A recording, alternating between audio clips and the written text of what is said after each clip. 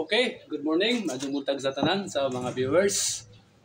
So, karon atong i-reveal kung unsay posible nga trouble o unsay nahitabo sa error 14 nga higher ang brand.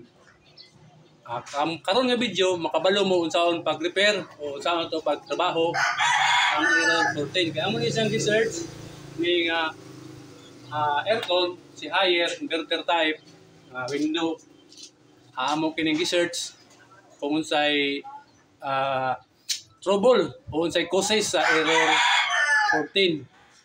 Okay, so ato siyang pandaron karon nga unsay natabo niya, no? Okay. Pero ang iya yung cause ani, ang iyang giingon dito is error 14 fan motor indoor, pwede sa outdoor fan motor. So mo kini yang cause na. So kini siya na worn out kini, no? Na worn out. Okay, sunog ni siya, sunog, no? Sunog. Okay man. So ato siya pandaron aron kabalo mo kung unsa siya nahitabo, no?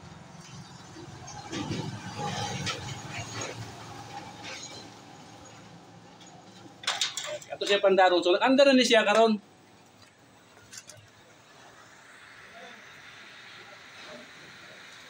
So nag-andar na siya amo kining gisumpay amo na kining gidirekta kini amo na kining direkta karon, no?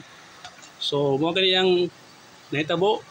So mo kini yang physical nga so na siya hising, no? Nag-andar na siya. Apil na ang iyang blower sa condenser. So mga ka-technician, mag-DIY diha, mga baguhan, pwede inyo kini sundan nga video para makabalo mo. Unya kini mo yang inverter board, no? Kini. Okay, so error 14. So mo kini ang error 14, no? Sa higher nga brand aircon.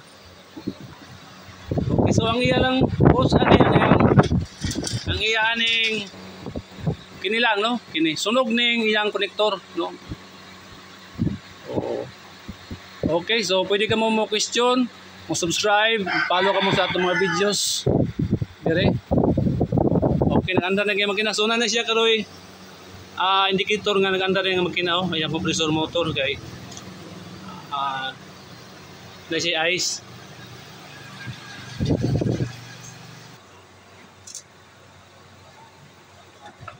Okay, salamat sa inyong pag-view. So kung naka mo aircon nga samaan ni higher ang iyang brand, higher nya mo error 14, trouble kana siya, no? Problema kana sa fan motor indoor o pwede sa outdoor. So okay.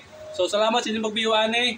So inana lang siguro na pwede ka mag-DIY, kamo lang magbuhat-buhat da.